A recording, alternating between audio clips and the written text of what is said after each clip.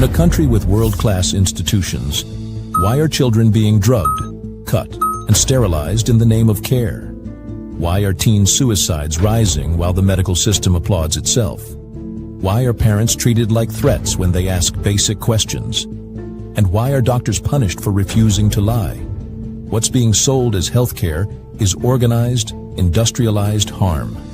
Puberty blockers, cross-sex hormones, irreversible surgeries, all pushed on confused children without long-term data, without accountability, and without consent. The institutions know what they're doing. The media covers for it. And the cost is being paid in psychiatric collapse, mutilated bodies, and rising graves. Welcome to the GoldCare Townhall, deadly by design. The suicide of transgender psychosis. Most events follow the narrative. This one exposes it. It features voices that refuse to comply. Dr. McDonald, a board-certified psychiatrist who's treated the fallout firsthand and is naming it for what it is: psychological abuse disguised as compassion. And Chris Elston, known globally as Billboard Chris, a father, advocate, and one-man resistance who's taken this battle to the streets, the UN, and the global stage. Dr. Simone Gold, physician, attorney, and founder of GoldCare, exposing the political takeover of healthcare and building a new system that puts families first.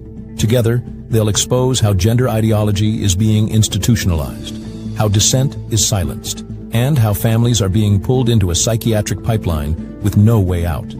You'll see what's behind the affirming care narrative, who's profiting from it, and why this movement must be stopped before more children are destroyed. This isn't politics, it's survival, and it starts with hearing the truth. Your silence isn't neutral anymore. Speak out, and stop pretending this isn't happening. GoldCare, built for you, powered by freedom, trusted by thousands. Welcome to GoldCare Medical Townhall. My name is Drew Kachernik. Thank you so much for being here. Joining us tonight is Dr. McDonald. He's a board-certified child and adolescent psychiatrist and author of The United States of Fear. With decades of clinical experience, he speaks nationally on how cultural delusions drive today's mental health crisis and equips parents to protect their children.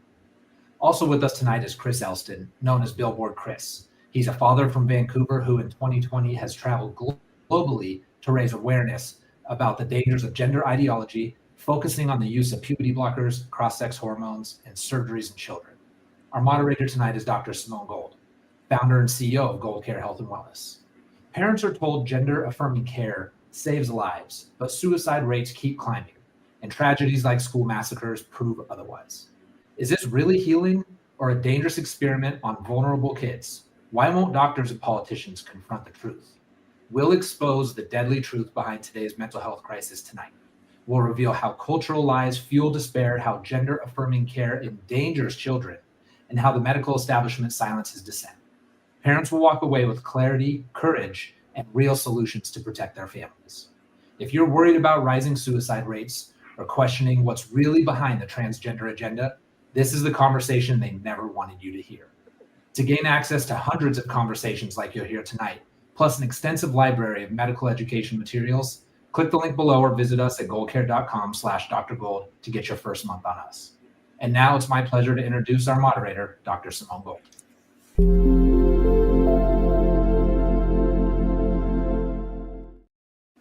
Hi, everybody. It is so great to have everybody join us. I think this is an incredibly important town hall. Just to remind people, we do these town halls. They're free to the public. We welcome the public to come and listen and learn.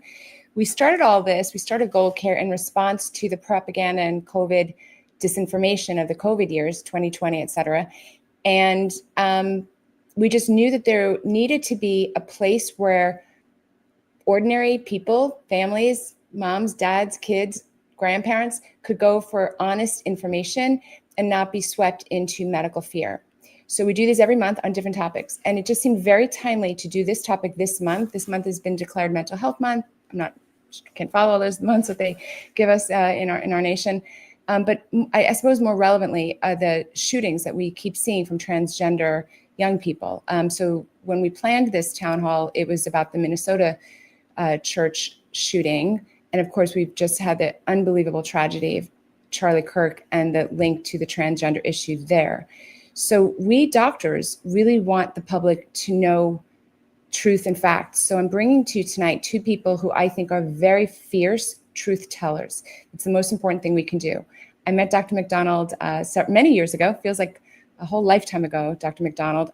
I believe, and I'm not sure you've heard me say this, Mark, I just believe he's just one of the finest psychiatrists in our nation. That is the truth. When people ask me who they can go see, there's very few psychiatrists that are not full on woke, having drunk the cultural Kool-Aid. And I know that people just want people who speak truth to them, and that would be Dr. McDonald. He had a lot of clarity during COVID and beyond, and I'm interested in hearing his thoughts on youth and transgender. And many of you probably know Billboard Chris, who I just met through social media, and he has been an extremely effective advocate in raising, I would say, raising the accurate understanding of what is going on in the transgender space. So, Dr. McDonald, I really want to start with you.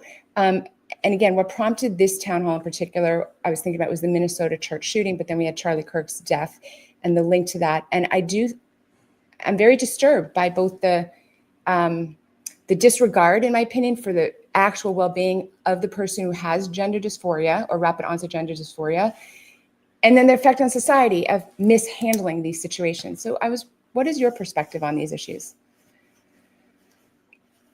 I am deeply concerned about how transgender activism has captured a whole generation of children into believing that normal adolescent developmental stress is somehow I was going to say mental illness, but they're not even calling it a mental illness.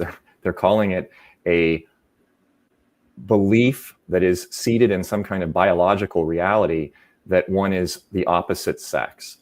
And that is a lie, it is false, it is abusive, and it is leading to what I see as not only unnecessary, but absolutely negligent and horrific medical malpractice against children, specifically chemical castration and genital mutilation. One of the things that I'm interested in, Dr. McDonald, is that psychiatry as a discipline, as recently as 10 years ago, I think of it as trying to force people to see what their issues are, look inside, kind of deal with reality and figure it out based on real facts. And then now it seems like the whole field of psychiatry is kind of flipped, where the patient will come into you and then be comforted in a delusion. What You're do you correct. say? They call it gender affirming care, which is not actually care at all. It's really folie à deux, or codependency. And it's being promoted by the actual therapy boards and the psychiatric boards as part of their standard algorithm and treatment for practice, which places a tremendous degree of pressure on therapists who are not completely converted over to this cause. Certainly I'm one of those. I'm not converted at all. And I would suspect that, rule of thumb, probably about 80% of therapists and psychiatrists are now fully or partially on board with this, because they fear that if they do not come on board with what's called gender affirming care, they will be at the very least ostracized from their professional societies, or actually taken out through their licensure and attacks on their license to practice, or perhaps, as what happened to me a few years ago, not on this subject particularly, but it can happen on transgenderism, by the state itself. For example, the Medical Board of California or Sacramento, here where I live in Los Angeles. So there is what I would call a poisoning through a penetration of sick transgender activist ideology into the medical and the therapy training communities, all of the programs that train, educate, access, and ultimately give licensure to these professionals, which makes it very, very difficult to challenge this transgender ideology. So in a sense, the occupation of mental health has become contaminated. So I just want to throw out there, and I'm not sure if you guys know this. So in the work that I do for frontline doctors, we bring amici briefs on medical freedom issues. So we're very focused on the transgender subject. So the USA versus Scrimeti, but also what you were just saying, Dr. McDonald, about the board. So there's a case, Childs v. Salazar, which is going to the Supreme Court this year, and we wrote a brief on that. Essentially, the therapists in Colorado if they don't, if they talk about biological truth, they can lose their license. It was very one-sided. It didn't say you could talk about A and you can talk about B. It said you can only talk about the false version. You couldn't talk about both. The reason it's very interesting to me as an attorney is it's against the law to allow what's called viewpoint discrimination. So at the most, the boards, all they should have been able to do is to say you can present both. But instead of even saying that, they said, if you present biological truth, you can actually lose your license. So these cases are going up to the Supreme Court, and we are steadily going to win them all. And I know that this is a live issue for you in your practice, and then the tension, of course, between the parent and the child, and like the interfamily problems that ensue. So I wanted just to ask you, and is it okay if I keep calling you Billboard Chris and not Chris? I always think of you as Billboard Chris. That's totally fine. Okay, so I just, you know, I'm always trying to get people just to do more, do more. When people say, oh, you're a doctor, Dr. Gold, you could, I'm like, no. Wherever you are in your life, you have to do what you can. And you are the embodiment of that. You're like, I'm not a doctor, but heck, this is wrong. So you got into this space just essentially because it was wrong. What you were saying was a terrible wrong, correct? Yeah, that's right. I don't have any fancy letters after my name. I used to be a financial advisor, so I had a few of those letters, I suppose, but I'm a dad. So my letters are DAD, and I'm not going to stand around and do nothing while really hundreds of thousands of children are coming to psychological harm. Tens of thousands of children are coming to permanent, irreversible harm, sterilized, body parts cut off, all for a lie that they were born in the wrong body, that they're supposed to be something they're not. As Dr. McDonald so aptly put it, this has captured the entire system. It's captured all of our psychological institutions. It's captured our government. It's captured our medical institutions. It's captured our medical schools. It's captured the judiciary. And as you have in Colorado, you can't even have therapists now helping a child feel comfortable with their sex because that's deemed to be conversion therapy. It's totally fine to convince a little girl that she's a boy and send her on a path to teenage menopause. It's not okay to help her feel comfortable as a girl. Our world has gone completely insane. This is coming from the top down, from all our leftist governments and from the UN itself. So I just got tired of this madness and decided to do something about it. So I go outside and have conversations with people. What is it? So just tell us on a personal level. So you go out there, you know, you went from being a financial advisor to really doing this. How, you know, is the vitriol, the hate, the support, like how has that been? Like, what has the experience been? Oh boy, that's a big, long answer. I'm having quite the adventure. I get support from more than 90% of the population for sure. But the supportive people are normal and they're quiet and they just, you know, give you a thumbs up or they say thank you very much. The ones who are not supportive are very loud and angry.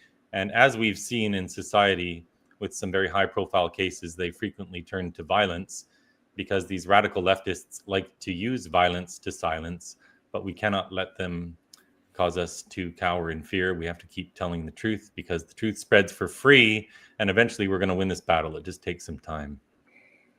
Dr. McDonald, do you think that these kids that are being fast-tracked, essentially, like it's been shocking to me. You know, I only learned deeply on the medical side, I'd say for 2 to 3 years now, you know, just that a lot of the kids that they're targeting are vulnerable kids to begin with. A lot of them have anxiety or depression, or they have autism. I actually didn't know that. It's an obvious point, but I actually didn't really know that. Or the child who's maybe doesn't have friends at school, things like that. So will you speak for a little bit on just the harms, like the human individual in front of you? The fact that a doctor's not helping the human individual in front of you is so offensive to me as a doctor. How do you feel about your peers just not helping the human in front of them who's suffering?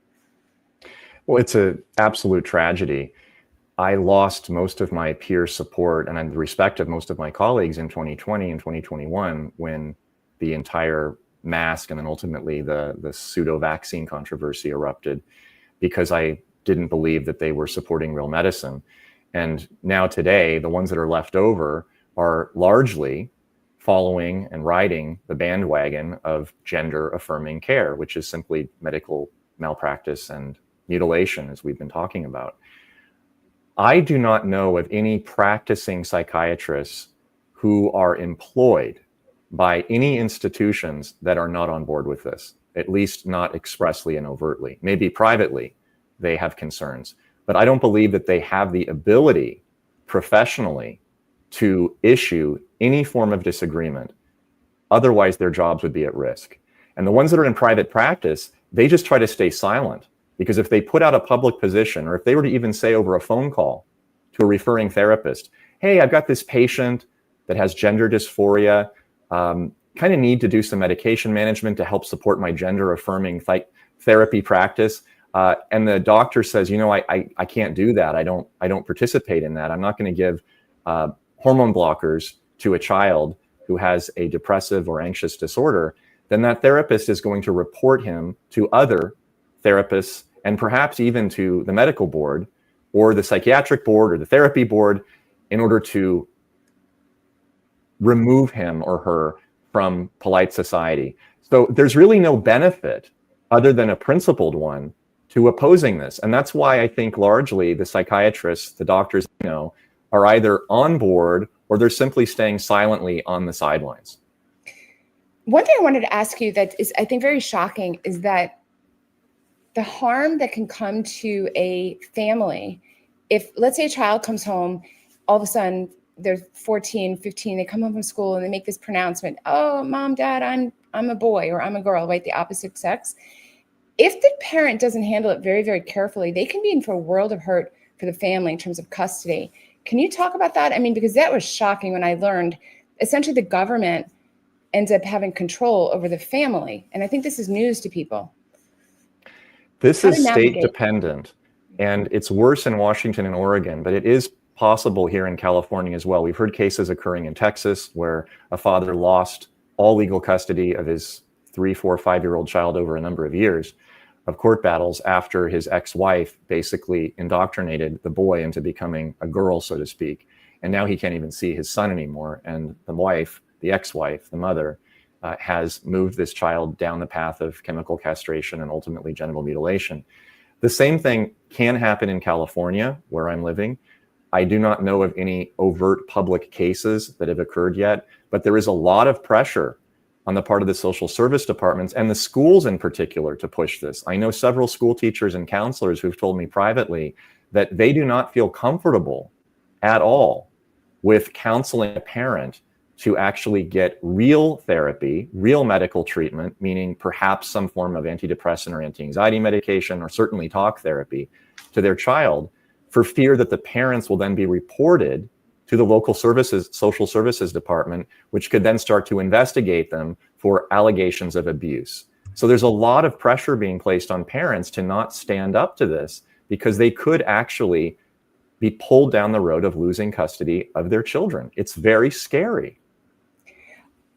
Chris, I'll get back to you in a moment. I just want to share with the audience that when I started to become more educated about this a few years ago, I didn't know. I knew that CPS had a lot of power. I learned that in my legal days and also as an ER physician. So I was always leery of CPS, but I really didn't know exactly how empowered they were. And Dr. McDonald's right, it's very state dependent. Like in Florida, it's not like that. Minnesota, it's like as bad as Oregon and Washington. So if the child comes home and makes this pronouncement, how you handle it as a parent is absolutely critical, especially if you live in one of these states, because you can actually lose custody of your child if you don't handle it properly and carefully. And Chris, is that something you want to speak to? Because yes. I just found that incredibly scary. So there is a well-known case in California. Abigail Martinez is a mother originally from, I believe, El Salvador. They immigrated legally into California, and her daughter, who was a girly girl growing up, never struggled with this so-called gender dysphoria, and I reject that term in most of these cases, and perhaps we can get into that in a minute. But this girl was just having some angst, some typical teenage angst that's particularly familiar to a lot of females, I'm sure, when they're going through puberty. It's not always the most fun time in life, and she was getting teased in high school. And she fell into one of these groups, one of these after-school groups, the Gender and Sexuality Alliance Club, where this girl, because she was not liking her body at this particular time, she was indoctrinated to believe that she was really a boy on the inside, that she was transgender. The mother, of course, objected to this because parents know their boys and girls. And what happened was her mother was going to go along with even some of the social transition. She was even going to use the pronouns and the new name that her daughter had taken on. Primarily, I think, just to keep authorities at bay because they are a risk. But she knew that testosterone wasn't the best thing for her little girl. And so what happened? The state took her daughter into custody. They put her in a group home with a bunch of boys. And while she was still separated from her mother, on testosterone that the state of California put her on, she knelt down in front of a moving train. Police had to pick up Yaley Martinez's body in pieces and inform her mother that she'd committed suicide while she'd still been separated from the only adult in her life who really cared for her. So this is happening. There are many cases where people are dealing with CPS that we don't hear about, because if they were to talk about it, they would lose their child. This is happening all across the country. This is happening where I'm at in Canada. And we just have to keep speaking up. And I will say that doctors and psychiatrists are speaking up. I think sometimes we put too much credit on how much fear there is. I think we don't speak up enough. I think we let fear rule us, is what I'm trying to say. And there are doctors with the Society for Evidence-Based Gender Medicine, segm.org. There are doctors with Do No Harm. There's psychiatrists like Dr. Miriam Grossman, who's written a book about this. They're all still employed. We've got the American College of Pediatricians, which is the sane organization of pediatricians, not the American Academy of Pediatricians, but the American College of Pediatricians. They're all speaking up about this too. And I think doctors have to get back to the oath that they swore when they first got into this profession, and it's first do no harm. And part of that, to be honest with you, is to speak up against these abuses, because they have a responsibility to.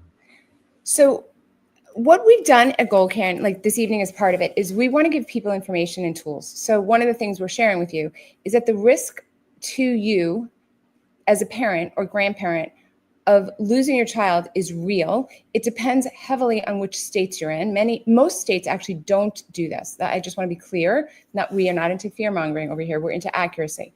But there are many states that do, and that will put the power in the 14-year-old child's hands, essentially, to turn that child essentially away from the family. So these are important data points and information that you need to be educated on. There's a right way and a wrong way to handle it.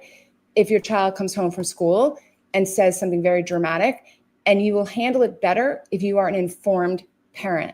I'm just going to give it to Drew for one moment, and we'll be right back.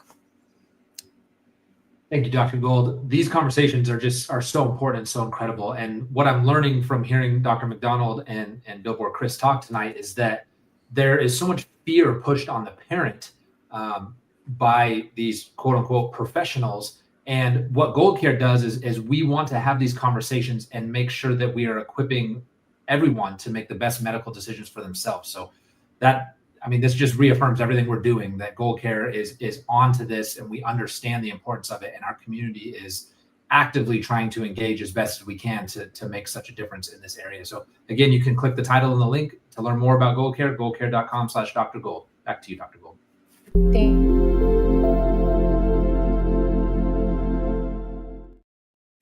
So we'll talk a little bit more about it at the end, but it's been really hard. And Dr. McDonald, I think you can attest to this. It's very hard for people to find mental health professionals who are not woke. I mean, first of all, in general, I do think the more educated classes in America are more woke, quite frankly, than average ordinary people who are working with their hands. That's just been my impression since COVID. But in addition, there's a lot of threat to people's financial livelihood if they could lose their license based on not complying with the narrative. So for those reasons, it's really difficult. And there's certain specialties within medicine that are the hardest. And I would say psychiatry is the hardest, and pediatrics is the hardest. It's very, very difficult to find people in those areas. So it is one of the reasons we set up a lot of mental health professionals here at GoldCare. I would actually love to talk for a second, because you brought it up, Chris, about the diagnosis. I'm with you. I'm sure, I imagine Dr. McDonald agrees. So we tend to medicalize everything. We tend to put labels on it. So the label that's being put on this, because nothing in medicine works unless there's a diagnosis and a diagnostic code. So all these people are being put into the phrase of transgender or gender dysphoria. And as a person who knows about this, I studied this even in medical school, which was very unusual. I completely affirm with what Billboard Chris said, which is this is not gender dysphoria. When you look at the diagnostic criteria, it's not. The closest it comes is this other term, which we're going to get into, rapid onset gender dysphoria. But most of the time, I don't even think it's that. I think it is puberty. And we're being told to medicalize it, et cetera, et cetera. So I'm curious, both of you, Dr. McDonald, do you obviously seeing the people in your office that are a little bit more troubled, and I think, Chris, you probably end up seeing people that are maybe not quite as severe as maybe Dr. McDonald sees. But what label do you put on these people, Dr. McDonald, when you see like a child in your practice? Well, I would simply label it as an adjustment disorder. If there's actually some form of occupational impairment, meaning they're not going to school, they're not able to dress or bathe properly, not able to eat properly, they're acting autistically, not socializing, there's some form of violence or self-harm. I mean, these are short-term episodic problems that a lot of teenagers deal with, and putting a adjustment disorder diagnosis on can help to get some form of treatment because it actually is a approved insurance code and a billing code. I have no problem with that. Gets them access to care, but it's not gender dysphoria. It's not confusion about who they really are. When boys or girls dress up as the opposite sex growing up and play, that doesn't mean they have gender dysphoria. When you get a little older and you start to have difficulties with essentially growing up and surviving and succeeding in the adolescent environment in school, that doesn't mean you're mentally ill. It doesn't mean that you're confused. It just means that you're looking for a tribe, you're looking for an identity. And unfortunately, the left and the activist groups led by teachers, female teachers primarily, which is very sad, who tend to target young girls, who are now primarily the gender dysphoric crowd, not young boys. Young girls tend to have the most difficulty with adjustment because they're the most concerned about their bodies, and they have a lot of hormonal dysregulation that they're not used to as they're getting older and they're going through their normal growth into a woman chemically. Those young girls are the primary targets of these counselors, therapists, clinicians, and teachers to label them as gender dysphoric or transgender, which then gets fed into the community of clinicians that take that on and then start all of these treatments. So I think it's kind of like a mill that really starts in school. It is actually, as Abigail Schreier said, a social contagion, not a medical one. This is a social problem. This is a problem of our institutions that are poisoning our social communities, primarily with young girls. It is not a medical problem. I want to make this very clear. This is not a medical problem. And when I say medical, I mean psychiatric as well as physical medicine. This is not a problem of having 5 or 6 or 7 extra fingers. This is not a problem of one breast larger than the other and needs to be surgically changed to match the other one, or a nose that's grotesquely too large or too short. We're not even talking about disfigurement or some form of shame that's coming to one's body being different than what is expected to be. This is not medical. It's not physical. It's not psychiatric. This is a social problem that needs to be treated socially first. And then if there's symptoms that are emotional, depression, anxiety, we treat that just like we would any other depressive or anxious condition, starting with therapy. Amazing, Dr. McDonald, amazing. So Chris, what do you see out there in the real world? I mean, we don't ever hear from psychiatrists who talk like that. What do parents tell you about how it is to access the medical system? You know, what's it like? So the medical system is not your friend on this issue at all. So I just want to unleash a little bit and go even further into this. So we call it gender dysphoria. That's the term that was used as of 2013 when it changed in the DSM-5. It used to be called gender identity disorder. But guess what? We don't have gender identities. That's all made up. That's a term that was first invented in the 1960s, coined by a man called Robert Stoller. And this theory of gender identity has been popularized in academia and pushed primarily by feminist studies, where they opine that our gender is a social construct, that essentially it's just a feeling that's ultimately just based on stereotypes. So now we're going to teach our little tomboys that they're actual boys. And when you look at the kids who end up at these gender clinics, it is kids with autism overwhelmingly. It is kids who've had sexual abuse. Dr. Quentin Van Meter, the former president of the American College of Pediatricians, estimates 60% of these kids have had sexual abuse. When you read their own stories, it's a recurring theme. These are kids who, according to the Tavistock in England, where they did a systematic review, have 5 or more coexisting mental health comorbidities. In more than half of the cases, one of their parents was missing. Kids in state care are way overrepresented. Kids with ADHD, mothers with borderline personality disorder. One old study showed that 52% of the mothers of these boys The mothers themselves had BPD, compared to just 6% of the overall population. So this whole thing is made up. That's what we have to understand. This is a social contagion. And when you put it out there that some people are transgender, a term nobody can even really define, now you're seeding that idea in the heads of these vulnerable children who have all these other issues going on.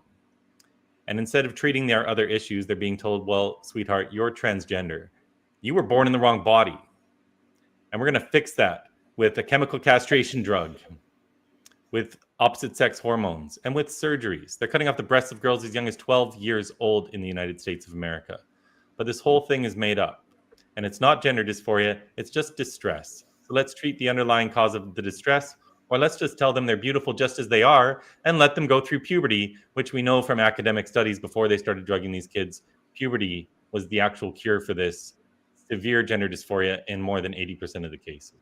So I'm going to share something with the audience, which I know both of you know, which is that puberty, going through puberty actually cures a lot of these thoughts, which supports what Chris is saying, that this isn't a disease.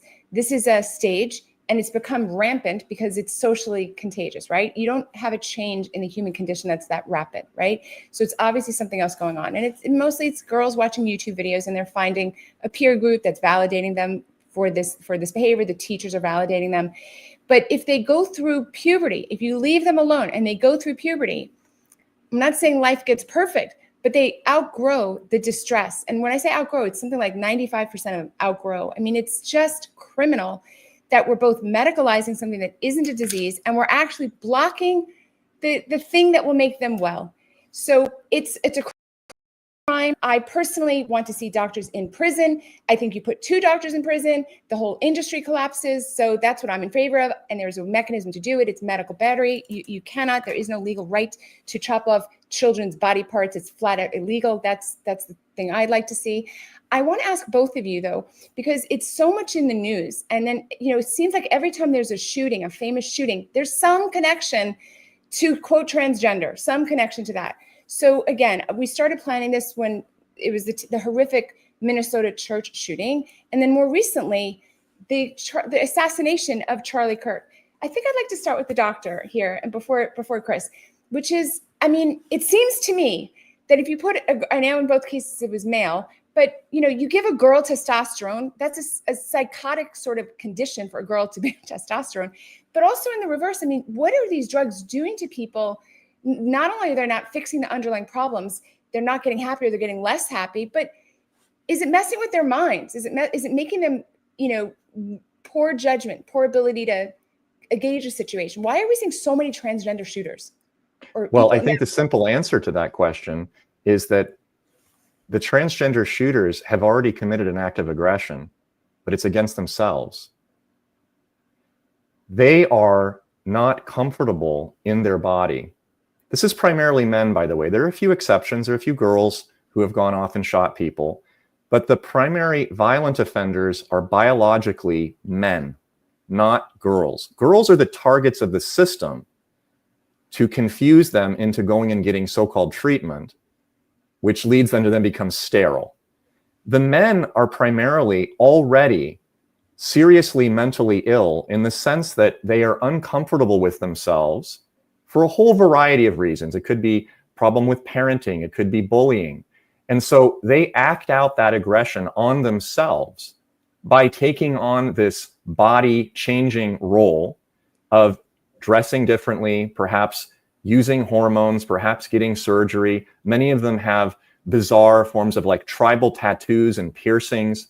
This form of autoaggression, I think, precedes the externalized aggression, which then results in going and targeting innocents in order to express that anger and that violence on others, because they are not at peace themselves. I think that's the core issue that has to be addressed before we go after, say, medical interventions, which are, of course, potentially problematic, but I don't think that they're the actual cause of the problem. Thank you. Chris. Yeah, look, if you're trying to change your sex, you're deeply unwell. And now we're giving them drugs which have never been approved by any medical body in the world for this purpose. The girls given testosterone, if you read their own testimonies, it fills them full of rage. They get aggressive. Their bodies aren't meant to have these amounts of testosterone in them. Whether you believe in God or evolution, this ideology makes no sense. I say all the time, if you believe in God, this ideology teaches God made us wrong. If you believe in evolution, this ideology is teaching that somehow 1 billion years of the process of natural selection has failed, and we now need a pharmaceutical company to help our children be their true selves. Total madness. But you have this situation where these kids are being taught that they're an oppressed class. These young people. They're oppressed, but they're also special. They have this special identity called transgender. And all these conservatives out there, all these Republicans, they're all evil and they're out to genocide them. So you're creating this terrible cocktail in the person's mind where they think they're oppressed. These people are trying to genocide them. And now we have all these laws passing, stopping what is child abuse across the country. And they feel like they're under attack. And this idea in their minds is being affirmed by all the Democrat politicians and everyone in the media who's backing them up, saying, yes, they're out to get you. So it's no wonder that you take these deeply unwell individuals who are on hormones that don't belong in their body, who are also many times on SSRIs, which cause all sorts of psychotic behavior. It's absolutely no wonder that they're acting out with extreme forms of aggression. You know, you just brought up, I was just talking with Dr. McDonald about SSRIs. So SSRIs are a class of antidepressants. And it got me thinking, Mark, from all the fighting that we did during the COVID years, that I just kind of wonder about the research that's out there. Is there even any good data, good research on the effectiveness, for example, of antidepressants? I know that's off the subject, but we're talking about really transgender, but so many of these young people are on these medications. And I like you, I don't want to throw the baby out with the bathwater. I don't want to overstate risks, but I am wondering what is known versus what's unknown. And I have been thinking about that because as an ER doctor, I've often reflected that when a child came in dead from SIDS, we never ever asked if they had a vaccine. And it was, in retrospect, that's unbelievably bizarre. We asked about everything. We asked about the mother smoking, the father smoking. We asked about any illness. Nobody ever thought to ask about vaccines. I mean, that had to be a calculated decision that we were taught. So it got me thinking about, SSRIs and other, meds. Like, how well are these things studied that, that we know that they're safe for teenagers? Or what is your opinion on that? So I think it's a fair question. And I may be a bit of a contrarian on this subject. I am on a lot of topics, simply because there is no good research that I'm aware of that shows an actual causal link between SSRIs and violence. There are indications that students, children, young people that are taking SSRIs can have an increased risk of what's called self-harm behavior. That's not necessarily completed suicides, but wanting to physically harm their bodies. Cut, for example, cutting is very common. There's an increased risk of cutting using SSRIs like Prozac, Lexapro, Zoloft, et cetera. However, there has been some error recently on the conservative side, and I need to call it out. RFK Jr., for example, just a week or two ago said on live TV, there is a FDA black box warning for homicide risk on SSRIs. That is not correct. There is none. There never has been. There is a suicide black box warning, but it's actually self-harm. It's not really suicide if you look into the research that drove this. Now, I am not in any way a proponent of SSRIs for everyone for depression and anxiety, because as you said, Dr. Gold, there is not a very high degree of efficacy for these drugs, and there never has been. However, family practice docs, pediatric docs, they don't know what to do with therapy, IOPs, PHPs, inpatient programs. They see a depressed child, they just throw an SSRI at him or her. That doesn't mean, of course, that they are not causing problems like increasing some form of violent behavior. All I'm saying, though, is that we do not have any research yet to prove it. And remember, causation is not the same as correlation. The fact that a lot of bodies wash up on shore after drownings wearing bathing suits doesn't mean that the bathing suits caused the drownings. The fact that people who are transgendered, so to speak, who are shooting up schools are on SSRIs doesn't mean the SSRIs caused it. What it means is that they have a serious mental illness. And most people who are diagnosed with mental illness get an SSRI. Whether that's causing the homicide or not, I am not willing to say that now, but I do believe it's a very fair point to investigate. But let's not pretend that research exists where it doesn't. 100%. We don't have the research on it. There's never been a clinical study on any of this, on giving kids puberty blockers, cross-sex hormones, etc. We have no idea what the mix of these drugs are doing to them. But it's safe to say that just trying to drug problems away in all of these kids and trying to change their sex and putting them up through all this heck. I mean, this is going to create a terrible situation, and we're seeing it. And we know anecdotally, we know from specific cases of some of these shooters, they were on SSRIs. Yeah, is it causative? Is it correlation? Who knows? But I don't think any of this is good for these kids. So I want to, this is why we actually want to have different perspectives and different viewpoints. That's actually why I brought that up. So I just want to back up for a moment just for the audience, because I know you guys know a lot.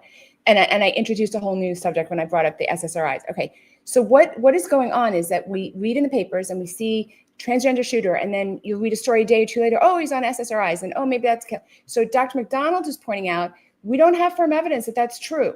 At the same time, he's also pointing out, why don't we have firm evidence? Like, why don't we have the data? Why isn't there that research? Why isn't it there? And simultaneously, why are we throwing medicines on people? Like, why are we doing that? Why are we medicating everybody, right? Especially, why are we medicating everybody that maybe has these other underlying issues that are not being addressed as they should be addressed, usually with therapy or social kind of answers. So I just wanted to point that out so people like understand, because my personal opinion on this is that SSRIs are so ubiquitous these days, I don't even know what to say. It's the same thing as saying vaccines. You know, it's hard to find a control group of people who are not on vaccines. It'd be really hard to find a group of young people who commit harm who are not on SSRIs. I'm sure there probably aren't very many at all, right? So I'm just pointing that out to the audience that we simply don't know. And then it begs the question, why are we ordering or recommending things that we actually don't know? And then, of course, the whole layer, much, much worse, of the cross-sex hormones and the puberty blockers, plus SSRIs. Oh my goodness gracious, it hasn't been investigated, it hasn't been studied. And to the extent that it has, you know, you're not supposed to put girls on testosterone. You don't need a PhD or an MD to say that. So yeah, I feel super passionately about this, just about the fact that there should be truth in research and we don't have it. So what is the average person supposed to do when you know, to get truth? I mean, Chris, you must face this all the time, or, you know, it's difficult. I mean, people must come up to you and say, well, where do I go? What do I do? And what do you say? So first of all, there's such a thing as common sense and instinct in this world. Do you know what? Babies know the difference between a man and a woman. Dogs know the difference between a man and a woman. We are taking an ideology created by man, and we are teaching people to unbelieve what they already know. We're teaching them this nonsense that there's such a thing as being born in the wrong body. That whole thing's false. This is all false. Nobody's transgender. And that transgender label, what it really is an umbrella term for 50 other problems beneath it. You've got men who are 50 years old who transition. They have a sexual perversion called autogynephilia. It breaks down to the three root words, auto, gyno, and philia, self, woman, love. They get aroused by the idea of being a woman, pretending to be a woman. They get aroused by the idea of going into their spaces. That's completely different than some 14-year-old autistic girl who hates her body and has had sexual abuse. But they lump this all together as the same thing. Yeah. So we need to get away from this whole transgender business, because nobody is transgender. So and the positive message we should be sending, we should just be getting back to reality. You asked about truth. Well, truth is our kids aren't supposed to be on all these different drugs. Truth is there's just girls and boys, men and women, and that's it. And kids are meant to play outside. They're not supposed to be on a screen all day absorbing what really is a cultish ideology. This is a cult that is spread throughout the Western world that now has the backing of all these governments and the entire media complex. So it's just a big social contagion.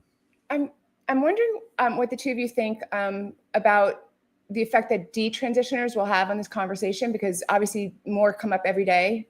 And so, Dr. McDonald, have you seen any detransitioners in your practice? And then over to you, Chris, like what you think it'll impact this movement. They have not come to my practice. However, I have interviewed them and spoken to them on a podcast that Dr. Barkey and I put out every week, Informed Dissent, the intersection of healthcare and politics. And they are almost uniformly some of the most strong, passionate, and invested advocates in protecting young people from genital mutilation and chemical castration, because they are the ones that are carrying the burden of the irreparable harm that has come to young people, such as infertility and horrific, grotesque mutilations of the body, which render them essentially unrelatable sexually and maritally to the opposite sex for the rest of their lives. What a horrible, horrible fate to put on the shoulders of a child.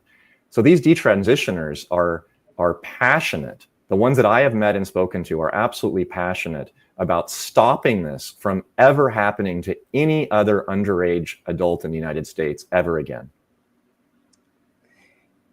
Chris. So yes, their voices obviously are extremely important. I'm a middle-aged white guy that people want to say is just making stuff up, but no one can deny when a detransitioner tells their personal story. And I'll tell you one real quick story. I was at UCLA back in October, and a young woman approached me.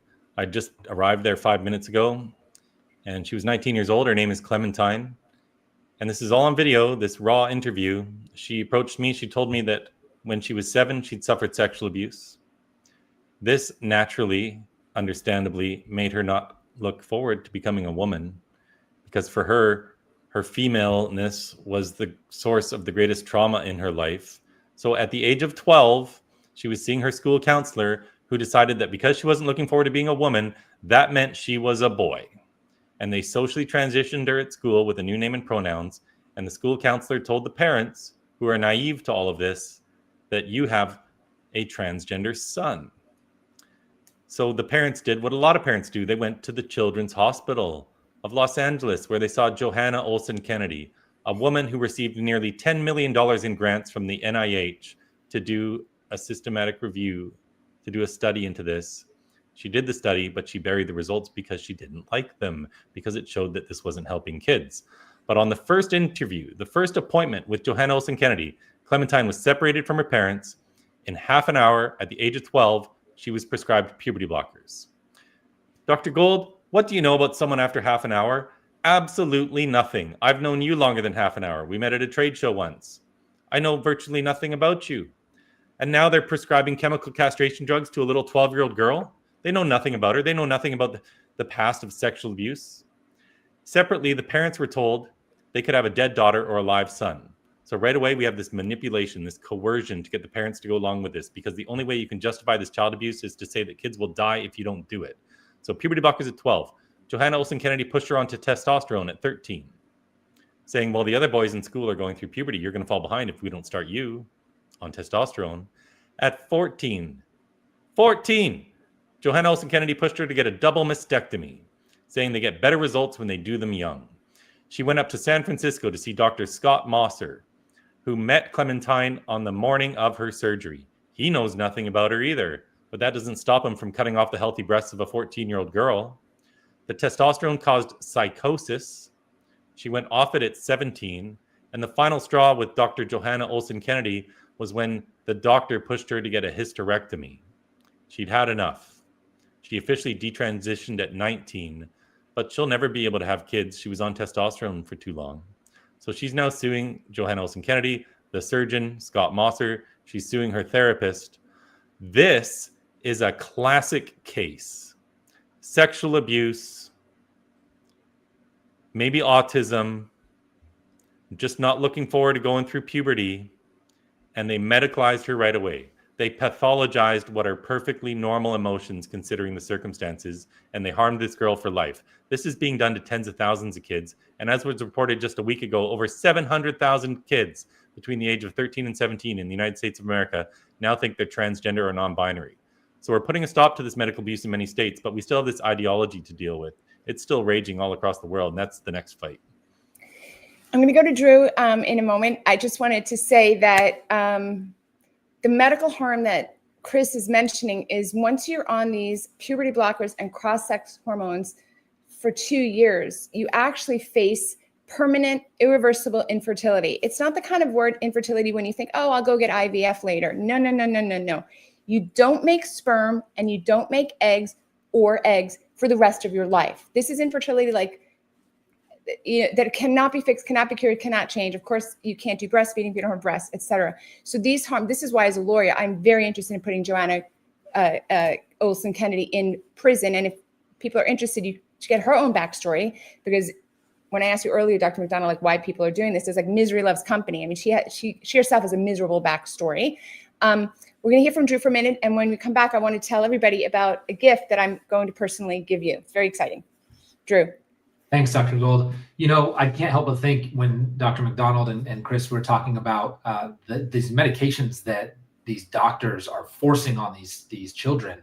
And one of the fundamental foundations at GoldCare, Dr. Gold, as you know, when we started GoldCare, is that we wanted to focus on deprescribing, not prescribing medication, but deprescribing. And that is a huge emphasis of what we do. And one of the many reasons that GoldCare solves for problems that we are facing in this country today is the deprescribing aspect of healthcare. So you can do that and a whole bunch more at GoldCare. Just visit us, goldcare.com/Dr. Gold. We'd love to have you join us. And we're so grateful for this conversation. Back to you, Dr. Gold.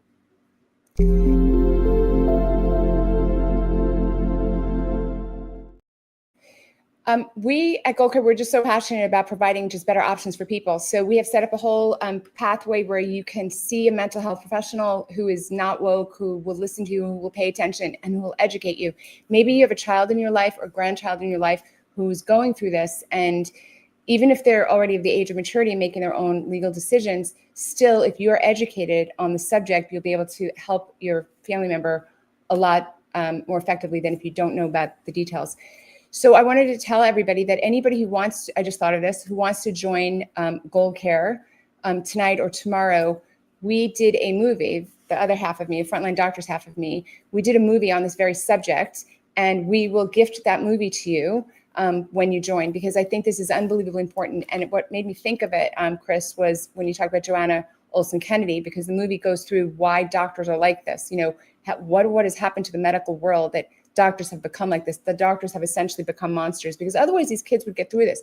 It's the fact that the doctors are medicalizing it that's causing the permanent lifelong harm. And I'm very angry at these doctors. So just from both of you, I guess start with Dr. McDonald. So, you know, I don't know, any like final words of wisdom, encouragement, something I like to sort of end on a positive note, for people who are, it could either be about transgender or just like the field of psychiatry in general. I think it's incredibly difficult to find mental health professionals who will give you truth. So I don't know. I like your brand of truth. Something that like people can hold on to in your specialty, in your lane. Well, something that I've said for a long time, as parents, I think that the best thing that you can do for your child is to remove your child from the government school system as a prophylactic measure to protect your child from this transgender toxicity. And the second thing that's equally important is to remove smartphones from your child's hands as a prophylactic measure. A lot of what is fomented and continued and supported in this transgender activist community comes through phones and comes through government schools.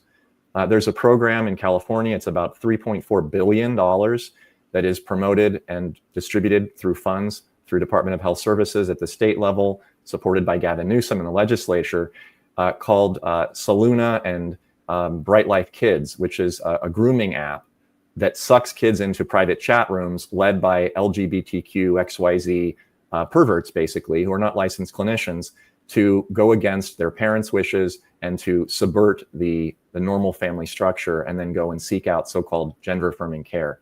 The best thing that you can do as parents is stop it before it grows.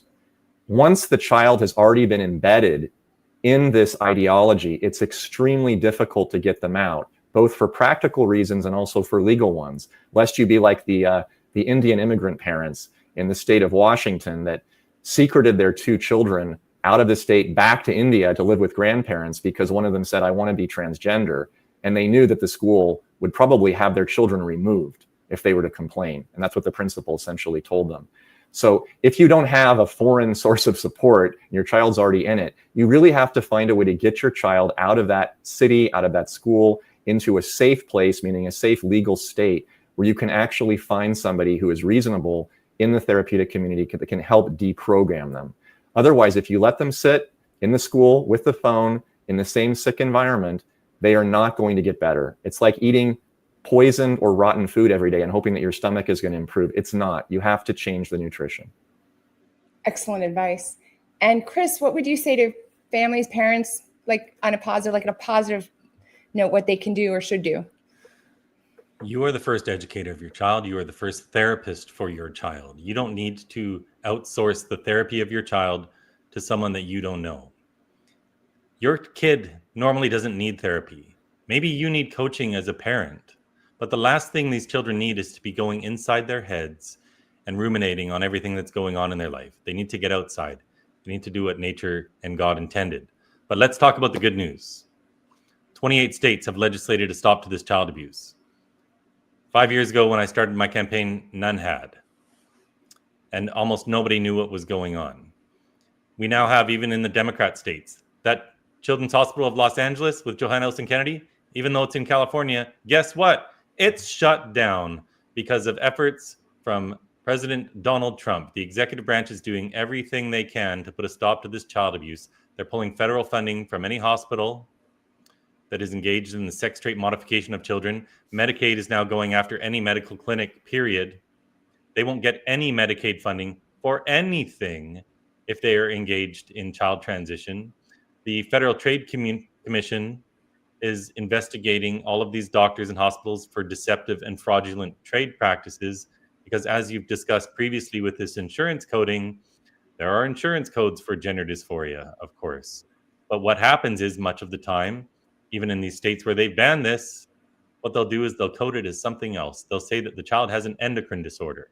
They won't code it as a double mastectomy. They'll code it as a breast reduction. They're trying to get around this.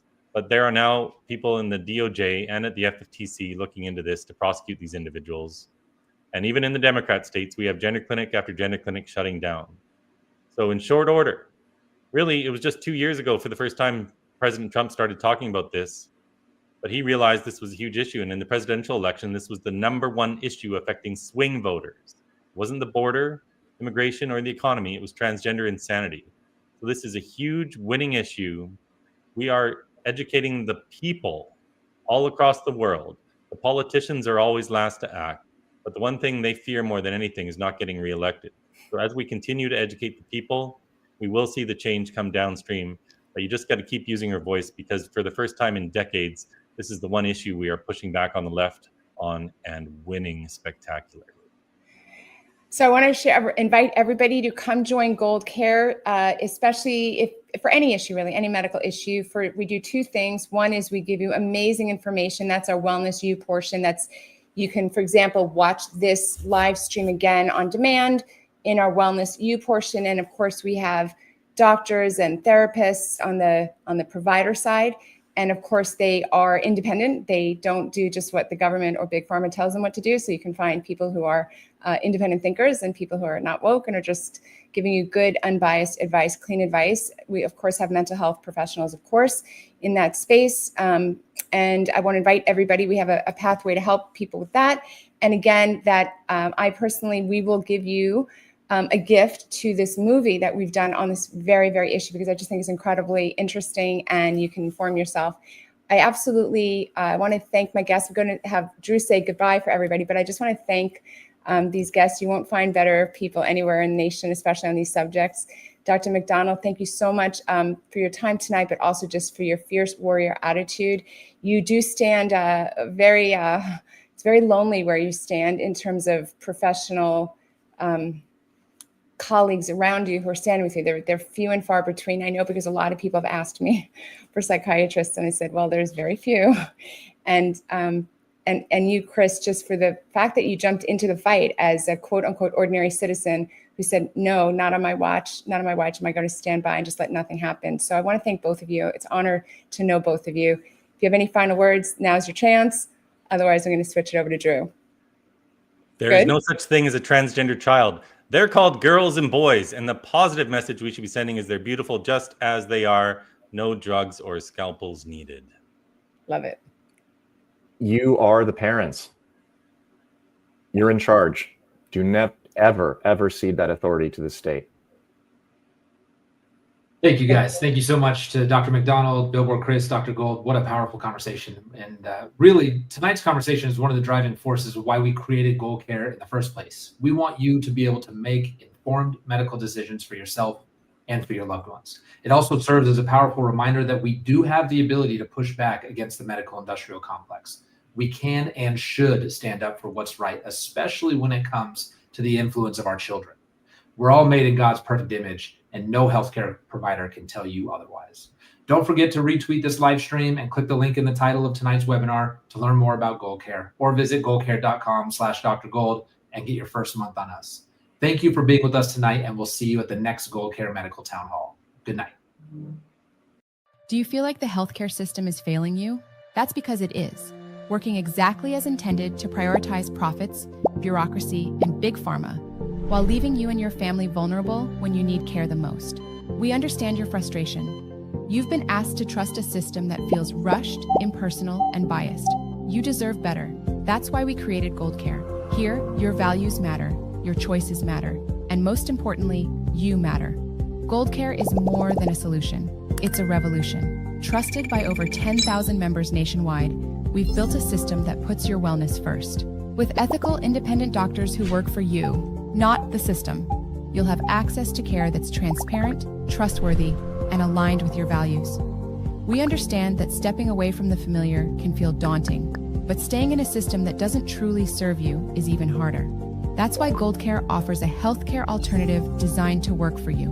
Whether you're ready to step away from the system entirely or prefer to keep your insurance while seeking the transparent care, ethical doctors, and education you deserve, it's time to stop trusting a system that's failed you. Take control of your health with GoldCare. Join today for just $10 a month and become part of the healthcare revolution. GoldCare, built for you, powered by freedom, trusted by thousands.